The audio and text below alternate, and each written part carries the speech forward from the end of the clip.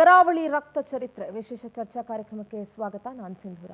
ನೋಡಿ, ಒಂದು ವಿಚಾರಕ್ಕೆ ನಾವು ನೀವು ಎಲ್ಲರೂ ತಲೆ ತಗ್ಗಿಸಬೇಕು, ನಾಚಿಕೆ ಪಡಬೇಕು. ಯಾಕೆ ಗೊತ್ತಾ? ನಾವು ಡೆವಲಪ್ಮೆಂಟ್ ಬಗ್ಗೆ ಮಾತನಾಡ್ತೀವಿ, ಬ್ರ್ಯಾಂಡ್ಗಳ ಬಗ್ಗೆ ಮಾತನಾಡ್ತೀವಿ, ಐಷಾರಾಮಿ ಜೀವನದ ಬಗ್ಗೆ ಮಾತನಾಡ್ತೀವಿ, ಟೆಕ್ನಿಕಲಿ ನಾವು ಬಹಳ ಮುಂದೆ ಇದ್ದೀವಿ ಅಂತ ಮಾತನಾಡ್ತೀವಿ. ಕರ್ನಾಟಕ ಸರ್ವ ಜನಾಂಗದ ಶಾಂತಿಯ ತೋಟ ಅಂತ ಸಿದ್ದರಾಮಯ್ಯನವರು, ಡಿ ಕೆ ಶಿವಕುಮಾರ್ ಅವರು, ಇಡೀ ಸರ್ಕಾರದವರು ಬಾರಿ ಬಾರಿ ಬಾರಿ ಬಾಯಲ್ಲಿ ಹೇಳ್ತಾ ಇರ್ತಾರೆ. ಆದ್ರೆ ತೋಟನೇ ಇಲ್ಲ, ಇನ್ನ ಶಾಂತಿಯಲ್ಲಿ ನೆಲೆಸುತ್ತಪ್ಪ ಅನ್ನುವಂಥ ಪ್ರಶ್ನೆ ಇದೆ. ಕರಾವಳಿ ಭಾಗ ಅಂತಂದ್ರೆ ಬಹಳ ಬುದ್ಧಿಜೀವಿಗಳು, ಬಹಳ ಒಳ್ಳೆಯವರು, ಬಹಳ ಆಲೋಚನೆ ಮಾಡ್ತಾರೆ, ಪ್ರಬುದ್ಧರಿದ್ದಾರೆ. ಜೊತೆಗೆ ಕರಾವಳಿ ಅಂತಂದ್ರೆ ಒಳ್ಳೆ ಟೂರಿಸ್ಟ್ ಜಾಗ. ಈ ರೀತಿಯಾದಂತಹ ಆಲೋಚನೆಗಳು ನಮ್ಮ ಮನಸ್ಸಿಗೆ ಹೇಗೆ ಬರುತ್ತೋ ಅದೇ ರೀತಿ ಕರಾವಳಿ ಅಂತಂದ್ರೆ ಕೋಮು ಸೂಕ್ಷ್ಮ ಪ್ರದೇಶ ಅನ್ನೋದನ್ನ ಕೂಡ ನಾವು ಎಚ್ಚೆತ್ಕೊಳ್ಬೇಕು, ತಿಳ್ಕೊಳ್ಬೇಕು. ಕರಾವಳಿ ಬಹಳ ಶಾಂತವಾಗಿತ್ತು ಒಂದು 2-3 ವರ್ಷಗಳಿಂದ. ಆದರೆ ಕರಾವಳಿಯಲ್ಲಿ ನಿನ್ನೆ ರಕ್ತದ ಓಕುಳಿ ಆಡಲಾಗಿದೆ. ಎಷ್ಟು ವರ್ಷ ರೀ? ಯಾಕೆ ತಲೆ ತಗ್ಗಿಸ್ಬೇಕು, ನಾಚಿಕೆ ಪಡಬೇಕು ಅಂತ ಹೇಳಿದೆ ಗೊತ್ತಾ?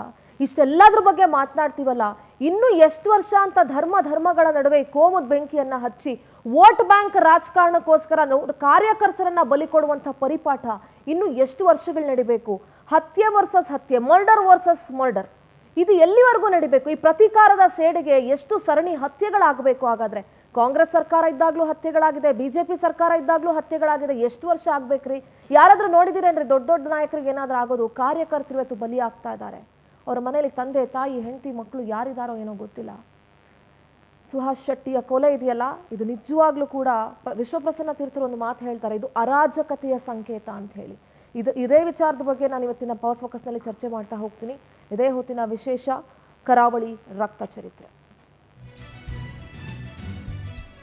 ಶಾಂತವಾಗಿದ್ದಂತಹ ಕರಾವಳಿಯಲ್ಲಿ ಮತ್ತೆ ನೆತ್ತರೋ ಕುಳಿ ಹರಿದಿದೆ. ಅದು ನಿಲ್ತಾ ಇಲ್ಲ.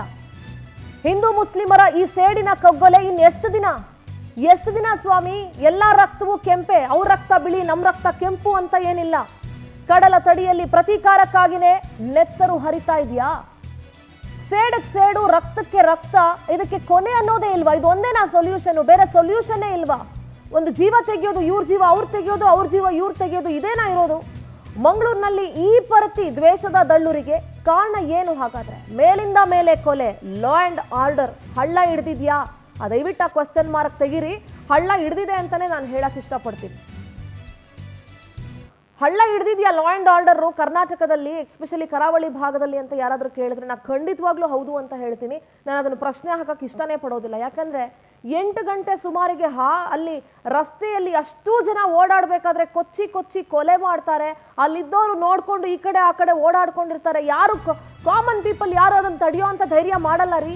ಹಿಂದೂ ಕಾರ್ಯಕರ್ತ ಸುಹಾಸ್ ಶೆಟ್ಟಿಯ ರಣಭೀಕರ ಕೊಲೆ ಆಗಿದೆ. 2022ರಂದು ಬಿಜೆಪಿ ಮುಖಂಡ ಪ್ರವೀಣ್ ನೆಟ್ಟಾರು ಹತ್ಯೆಯಾಗಿತ್ತು. ಪ್ರವೀಣ್ ನೆಟ್ಟಾರು ಹತ್ಯೆ ಬೆನ್ನಲ್ಲೇ ಪ್ರತೀಕಾರದ ಕೊಲೆ ಆಗಿದೆ. 2022ರಲ್ಲೇ ಸೂರತ್ಕಲ್ನ ಫಾಜಿಲ್ ಎಂಬ ಯುವಕನ ಕಗ್ಗೊಲೆ ಆಗಿತ್ತು. 3 ವರ್ಷದ ಬಳಿಕ ಅದೇ ಫಾಜಿಲ್ ಕೊಲೆಯ ಪ್ರಮುಖ ಆರೋಪಿ ಸುಹಾಸ್ ಶೆಟ್ಟಿಯ ಕೊಲೆಯಾಗಿದೆ. ಹಿಂದೂ ಕಾರ್ಯಕರ್ತ ಸುಹಾಸ್ ಶೆಟ್ಟಿಯ ಭೀಕರವಾಗಿ ಕೊಂದಿದ್ದಾರೆ ಹಂತಕರು. ನೋಡಿ, 2022ರಲ್ಲಿ ಸೂರತ್ಕಲ್ನ ಫಾಜಿಲ್ ಅನ್ನೋ ಫಸ್ಟು ಬಿಜೆಪಿ ಮುಖಂಡ ಪ್ರವೀಣ್ ನೆಟ್ಟಾರು ಹತ್ಯೆ ಆಗುತ್ತೆ. ಅದಕ್ಕೆ ಪ್ರತೀಕಾರವಾಗಿ ಫಾಜಿಲ್ ಹತ್ಯೆ ಆಗುತ್ತೆ ಸೂರತ್ಕಲ್ನಲ್ಲಿ. ತದನಂತರ ಆ ಸೂರತ್ಕಲ್ನ ಫಾಜಿಲ್ ಅನ್ನೋ ಯುವಕನ ಕೊಲೆ ಏನಾಯ್ತಲ್ಲ, ಆ ಕೊಲೆಯ ಪ್ರಮುಖ ಆರೋಪಿ ಸುಹಾಸ್ ಶೆಟ್ಟಿಯ ಕಗ್ಗೊಲೆ ಆಗಿದೆ. ನಿನ್ನೆ ಮಂಗಳೂರಿನಲ್ಲಿ ಸುಹಾಸ್ ಕಾರನ್ನ ಚೇಸ್ ಮಾಡಿ ಅಟ್ಟಾಡಿಸ್ಕೊಂಡು ಹೋಗಿ ಕೊಲೆ ಮಾಡಿದ್ದಾರೆ. ಕಾರನ್ನ ಫಾಲೋ ಮಾಡ್ಕೊಂಡು ಬಂದು 4ರಿಂದ 5 ದುಷ್ಕರ್ಮಿಗಳಿಂದ ಸುಹಾಸನ ಕಗ್ಗೊಲೆ ಮಾಡಲಾಗಿದೆ. ಹಿಂದೂ ಕಾರ್ಯಕರ್ತ ಸುಹಾಸ್ ಶೆಟ್ಟಿಯ ಕೊಲೆಗೆ ಕರಾವಳಿ ಕುದೀತಾ ಇದೆ ಇವತ್ತು. ಯಾರಿಗೆ ಬೇಕು ಸ್ವಾಮಿ ಇಂಥ ಬದುಕು? ಯಾರಿಗೆ ಬೇಕು ಸ್ವಾಮಿ ಇಂಥ ಧರ್ಮ? ಯಾವ ಧರ್ಮ ಹೇಳಿದೆ ಕೊಲೆ ಮಾಡಿ ಸಾಯಿಸಿ ನೀವು ಧರ್ಮವನ್ನ ಎತ್ತಿಡಿರಿ ಅಂತ? ಯಾವ ಧರ್ಮ ಹೇಳಿದೆ? ರಕ್ತ ಹರಿಸಿ ಅಂತ ಯಾವ ಧರ್ಮ ಹೇಳಿದೆ? ಯಾವ ದೇವರು ಹೇಳಿದಾನೆ? ಕೊಲೆಗೆ ಕೊಲೆನೇ ಅಸ್ತ್ರನ? ರಕ್ತಕ್ಕೆ ರಕ್ತನೇ ಕೊಡ್ಬೇಕಾ? ಅಷ್ಟು ಜನ ಓಡಾಡ್ತಾ ಇರ್ತಾರೆ, ಜೊತೆಗೆ ಅವರನ್ನ ಸೇಫ್ ಗಾರ್ಡ್ ಮಾಡಿ ಅಲ್ಲಿಂದ ಕಳಿಸ್ಕೊಡ್ತಾರೆ ಕಾರಲ್ಲಿ. ಅದು ಯಾರು ಅನ್ನೋದು ಕೂಡ ಗೊತ್ತಾಗ್ಬೇಕು. ಸಾರ್ವಜನಿಕರು ಏನ್ರಿ ಮಾಡಿದ್ದಾರೆ ಇದನ್ನೆಲ್ಲ ನೋಡೋ ಹಣೆ ಬರ ಏನ್ರಿ ಇದೆ? ಇನ್ನು ಎಷ್ಟು ವರ್ಷಗಳ ಕಾಲ ಈ ರೀತಿ ಹಿಂದೂ ಮುಸ್ಲಿಂ ಸೇಡು, ಅದಕ್ಕೆ ಕೊಲೆನೇ ಅಂತ್ಯ ಆಗ್ಬೇಕು ಅನ್ನೋದೇನಿದೆ?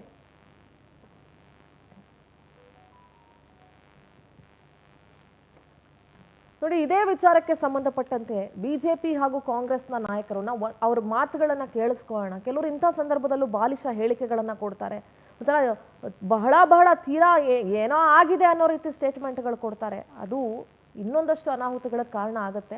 ಅದ್ರ ಬಗ್ಗೆ ಮುಂದಿನ ಹಂತದಲ್ಲಿ ನಾನು ಚರ್ಚೆ ಮಾಡ್ತಾ ಹೋಗ್ತೀನಿ. ಅದಕ್ಕೂ ಮುನ್ನ ಬಿಜೆಪಿ ಹಾಗೆ ಕಾಂಗ್ರೆಸ್ ನಾಯಕರು ಏನೇನು ಮಾತನಾಡಿದ್ದಾರೆ ಕೇಳಿಸ್ಕೊಂಡು ಬರೋಣ. ಸುಹಾಸ್ ಶೆಟ್ಟಿ ಕೊಲೆ ನಿಜಕ್ಕೂ ಹಿಂದೂ ಕಾರ್ಯಕರ್ತರಿಗೆ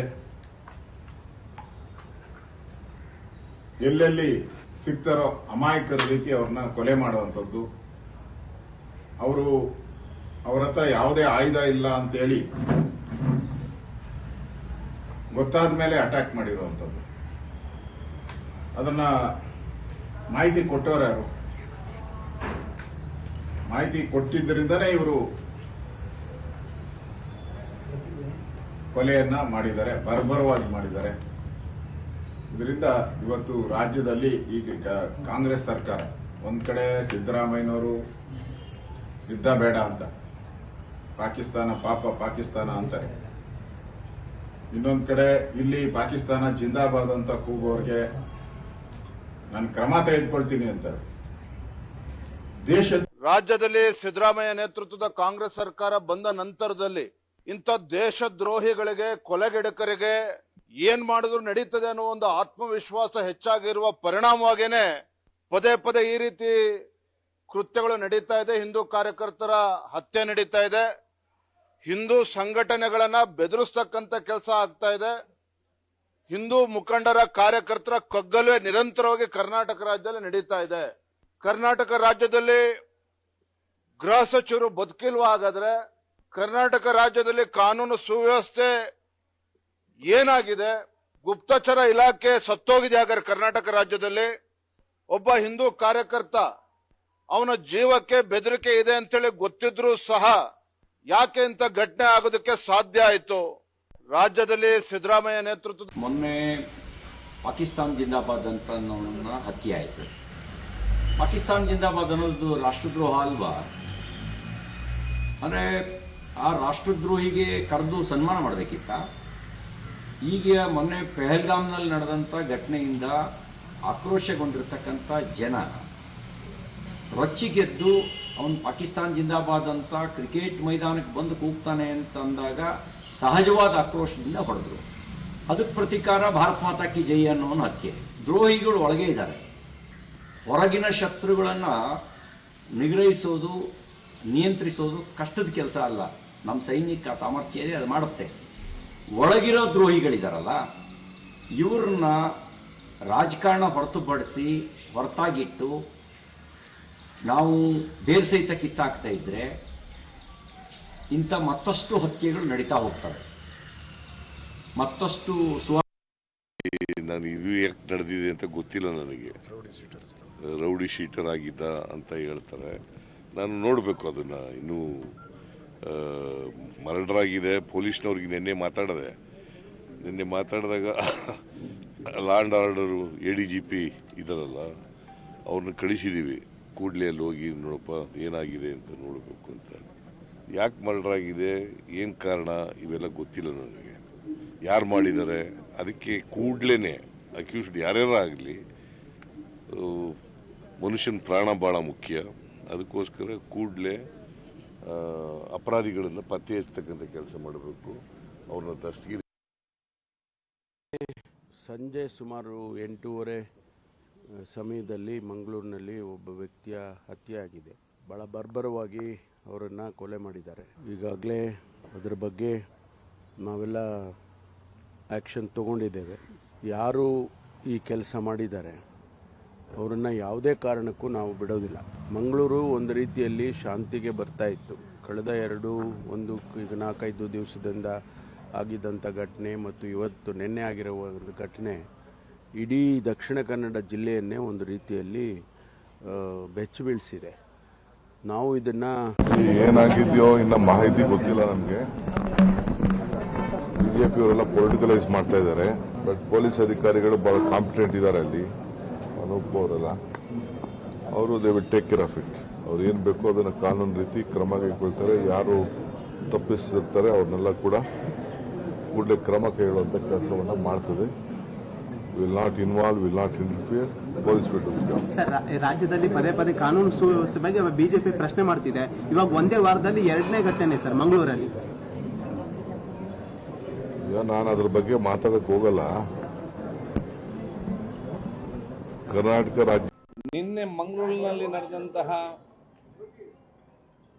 ಕೊಲೆ ಪ್ರಕರಣ ನಾನು ತೀವ್ರವಾಗಿ ಖಂಡಿಸ್ತೇನೆ. ಆ ದುಷ್ಕರ್ಮಿಗಳು ಯಾರೇ ಇದ್ದರೂ ಕೂಡ ಕಠಿಣವಾದ ಕ್ರಮವನ್ನು ಪೊಲೀಸ್ ಇಲಾಖೆ ಇವತ್ತು ಪತ್ತೆ ಹಚ್ಚಿ ಕಠಿಣವಾದ ಕ್ರಮವನ್ನು ಇವತ್ತು ಕೈಗೊಳ್ಳಬೇಕು. ಅದೇ ರೀತಿ ಇವತ್ತು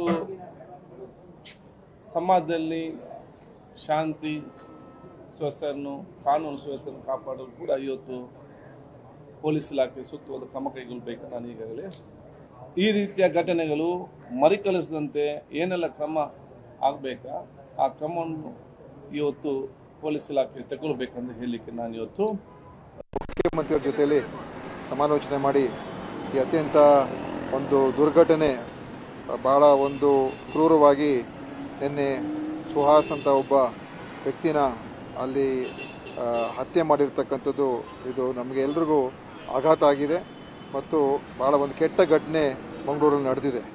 3 ದಿವಸ ಹಿಂದೆ ಅಶ್ರಫ್ ಅಂತ ಒಬ್ಬ ಯುವಕ ಅನಾವಶ್ಯಕವಾಗಿ ಅವನ ಒಂದು ಹತ್ಯೆಯನ್ನು ನಾವು ಮಂಗಳೂರಲ್ಲಿ ನೋಡಿದೋ. ಅದೇ ರೀತಿಯಾಗಿ ನಿನ್ನೆ ಈ ರೀತಿ ಒಂದೊಬ್ಬ ಏನು ರೌಡಿ ಶೀಟರ್ ಆಗಿದ್ದ, ಯಾರು ಸುಹಾಸ್ ಶೆಟ್ಟಿ.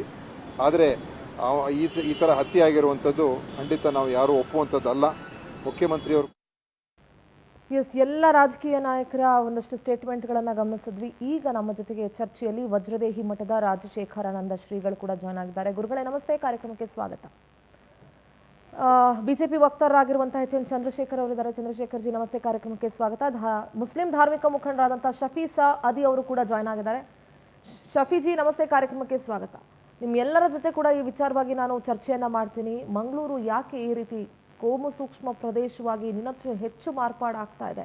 ರಾಜಕೀಯವನ್ನ ಬದಿಗೊತ್ತಿ ಈ ವಿಚಾರದಲ್ಲಿ ಎಲ್ಲರೂ ಕೂಡ ಪಕ್ಷಾತೀತವಾಗಿ ನಿಂತ್ಕೊಳ್ಳುವಂತಹ ಅವಶ್ಯಕತೆ ಖಂಡಿತವಾಗ್ಲೂ ಇದೆ ಅಂತ ಹೇಳ್ತಾ